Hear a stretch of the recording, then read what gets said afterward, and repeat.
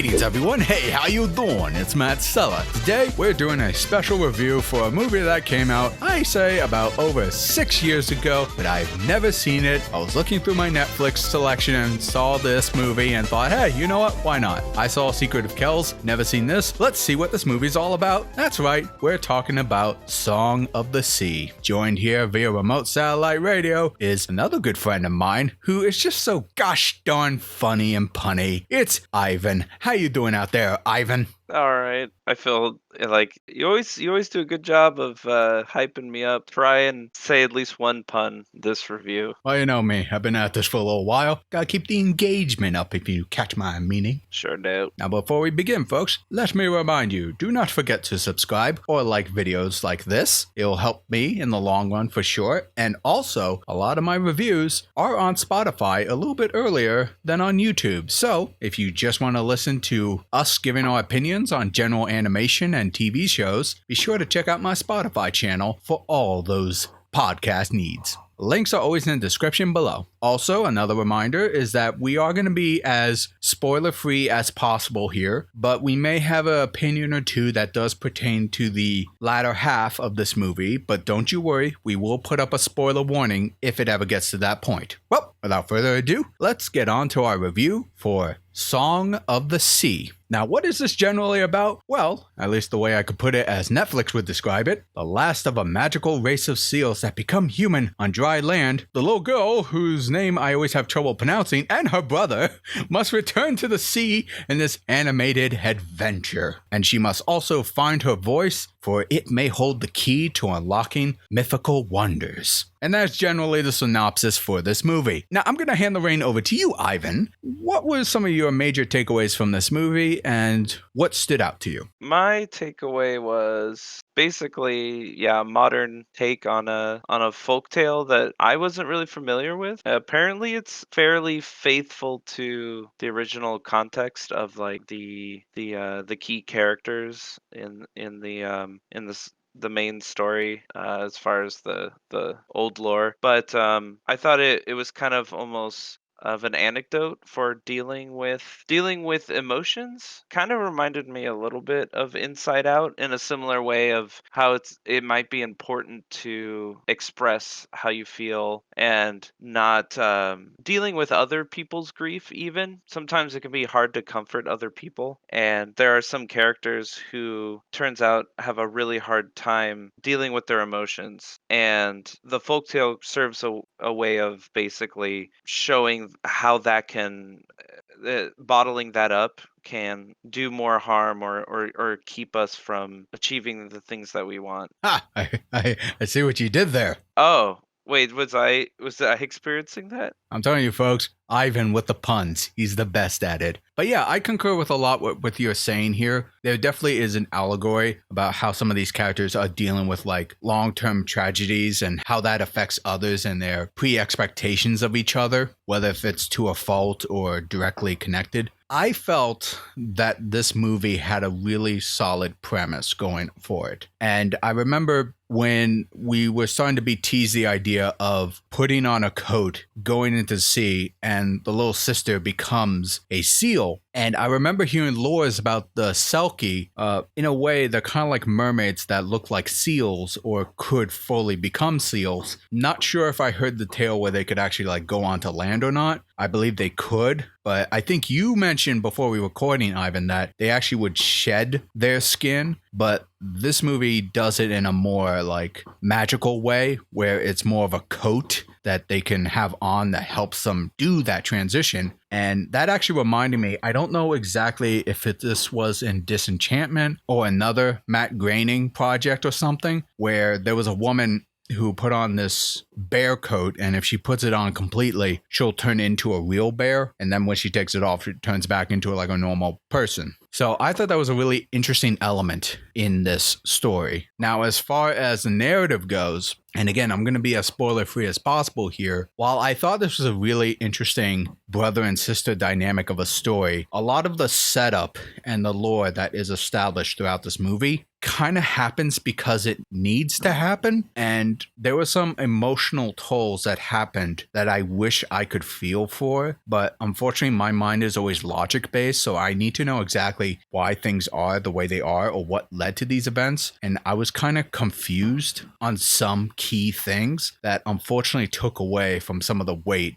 of what the characters were going through. Yeah, there were some moments where, and it was a challenge because the sister Saoirse, she was established from the beginning of the movie that she couldn't speak, so a lot of it you had to understand what she was feeling through body language and like her, motivations as a kid, like with just wanting to be accepted by her older brother and tolerating like his like really he's basically dealing with emotions that he's taking out on her, so it's not quite made clear where his all of his frustrations come from, whether it was because of an event that happened in their past. But as far as her, because she can't speak, a lot of times I had to really gauge by her actions what she was thinking, and there were a couple points in the movie where it kind of led to some confusion, especially when it was already mixed with the fantasy elements. So we had to try and understand the rules of the fantasy mixed with character motivations that were a little vague. So it was hard to follow in some points. But yeah, speaking of body language, Ivan, let's definitely jump to the visuals and the animation. And to kick things off, visually speaking, I really do like the look of this movie. It definitely has that canvas feel to it. I don't quite know the terminology here, but I remember seeing Secret of Kells. I think that was one of the first, if I remember correctly, correct me if I'm wrong here, either you, Ivan, or in the comment section. I believe the initial studio behind this was Cartoon Saloon. I believe it's a Irish animation studio. And I thought they did a really good job emulating that retro feel that kind of like reminds me of like Samurai Jack, the Gendy Tartakovsky, Craig McCracken style of visuals. And the animation itself, I thought was pretty solid throughout the whole movie. Very fluid. I wouldn't say it was on ones, but it was definitely on twos. And they did a good job at facial animations and things like that, despite its simplistic design. However, there were a couple parts that felt like they were on threes or fours that I thought were a little jarring, but I completely understand that. But overall, in my opinion, I thought the visuals, the colors, and the way the effects align with the characters was phenomenal, as well as I thought the animation was really good. Did you have any thoughts on the visuals in your personal opinion or the animation? Yeah, as far as the visuals, I really admire media that goes for a projected style, especially actually primarily in 2D, where like you said, Cartoon Network kind of pioneered that, where the dimensions of objects or characters are flattened, and you're not quite sure how much volume it takes up, and it's not necessarily important how much volume it's taking up, but more that it's composed in a way that it makes a very appealing, like well composed shot. It's more of what is the most appealing way to show an object in this scene. And I believe like even I noticed there was a trash can, or sorry, there was a few characters hiding in a trash can, and that the perspective that the can was supposed to be, you weren't supposed to see the top of the lid, but they still flattened that anyway because it made a more recognizable shape. So the movie was just filled with that very, very beautiful, like projected perspective, and I think it really lent itself to its like some things. I wish I knew more about traditional media, but I would, if I had to say, watercolor, which is kind of in theme because there's a lot of water in it. But I think you covered the animation pretty well. But the environments were really, it had a very soft rendering to it, like it was a water-based medium. I agree totally. It definitely, the technique they used for the environments definitely made this world feel lived in. It had like a wondrous tone to it, especially when we cross into the more mythological settings of Ireland. I believe it's set in Ireland. Brendan Gleeson, I believe he is in this movie, at least according to the billing here, and I do believe he is an Irish-English actor. He may have played the father, but yeah, no, I definitely think it brings like a certain sense of like history and lore to this entire movie. I think visually speaking, they did a good job there. And I was telling you, a friend of mine, we were talking about this one video she brought up to me about hard world building versus soft world building. That video was specifically using Spirited Away, a Hayao Miyazaki Studio Ghibli film, to kind of explain what soft world building is, kind of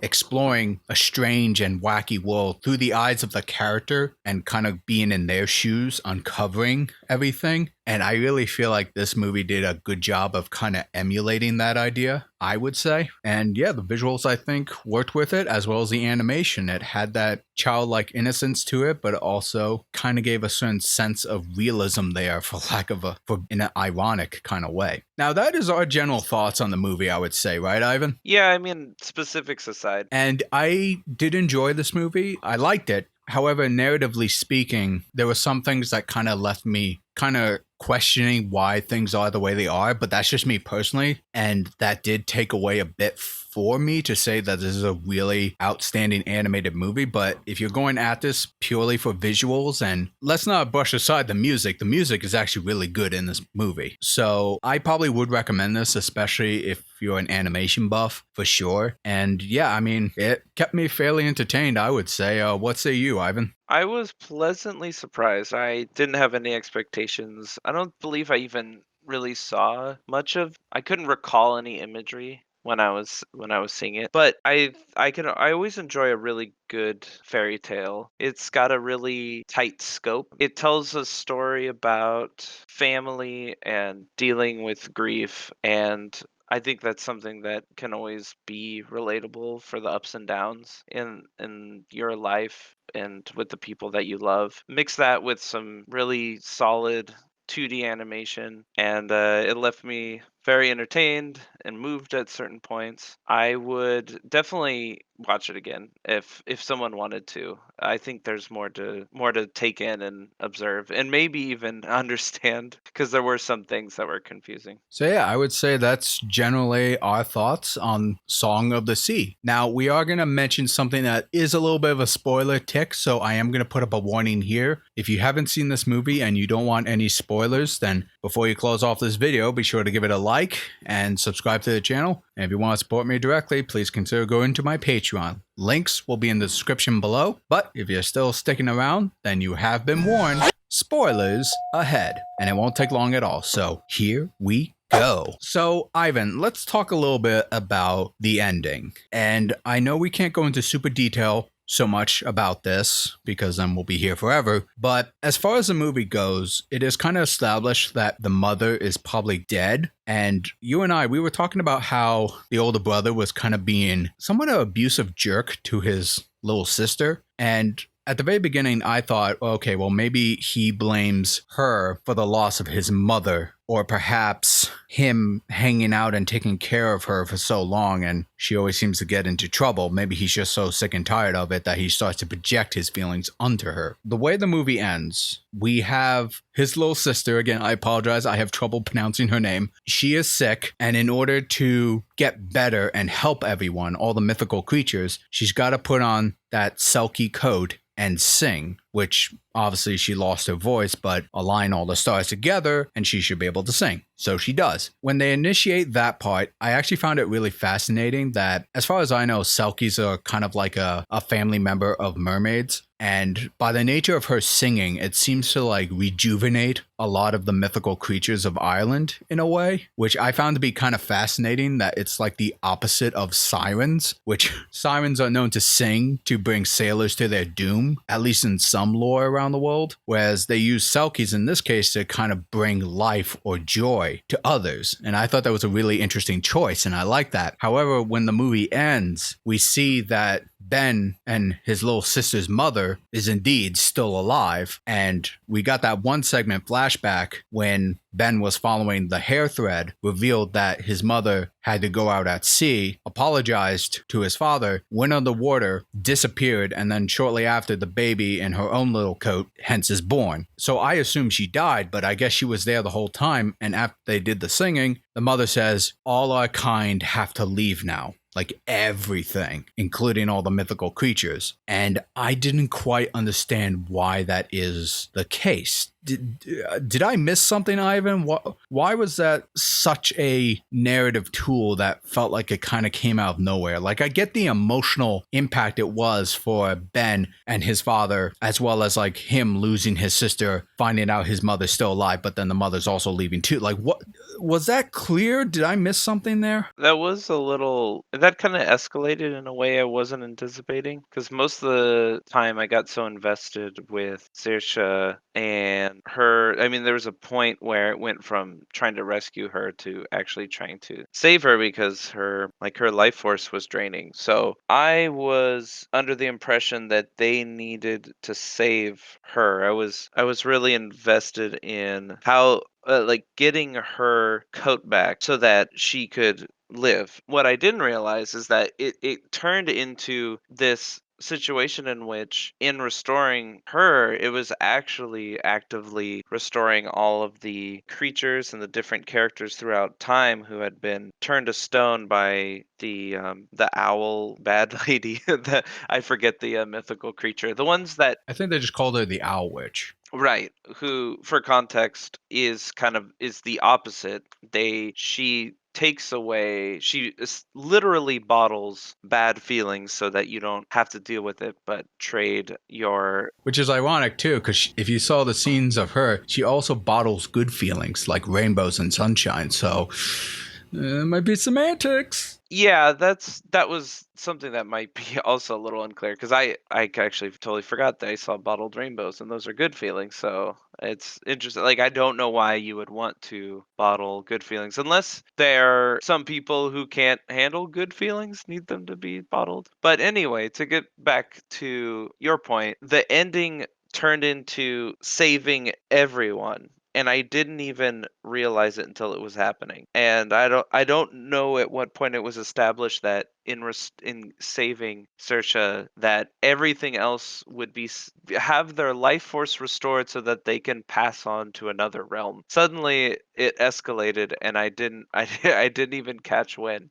Yeah, and I think that's where the story kind of narratively breaks for me. And again, I am transparent with you guys. I'm not a fan of magic in story writing a lot of times. Like, I'm more of a sci-fi science fan in fiction, where even though, yeah, that can get ridiculous at times, at least there's some foundation or logic behind it. For something like this, like, I don't know if like one needs to know Irish lore to truly understand why that would be the case, but I think the movie kind of failed to address that in a way, and so that's why it kind of dampened my overall feelings of the movie. Not horribly, mind you. Like, I still like the movie. I like the visuals and I like the theming. I really felt like because it escalated so quickly, it held back the movie a bit for me. I was just gonna say, yeah, that's fair. I think having consistency in the magic, like, it doesn't have to be complicated, but it at least has to communicate. It's if it's gonna be simple, Or coherent. right? But another thing that I thought was kind of strange that didn't really get addressed at all is the mother, who is a Selkie. That is indeed Ben's mother, yet I don't think Ben inherited any form of magical abilities, but only the little girl did. So I don't know if that's like a Selkie thing, that only Selkies are female, but I don't think I heard that anywhere before. But I don't know. Like, I found that part a little strange, but it didn't really bother me per se. I just thought it was odd. One of the Many unanswered questions. Oh, and one last point I'll say, it's not really a spoiler per se, but we were talking about how the Owl Witch bottles up everyone's feelings to like take away the pain. You know what I thought of at the very moment she said that? This is an allegory for alcoholism. Oh, yeah. Yeah, no, now that you say it. Also, you said, when you said, it almost sounded like you said allegory, which Allegory. There you go. There's my pun for the. There's my pun for the episode. There we go. And the other thing too is the father spent a lot of time in that pub bottling his emotions. He did. I was also surprised when I thought about when I stopped to think about the conflict and then about the dad. I thought, wow, he's really so much time has passed. He really hasn't reconciled well. You would think that after having two kids to take care of, that he might kind of get over it. Get over your dead wife. Take care of your kids, dude.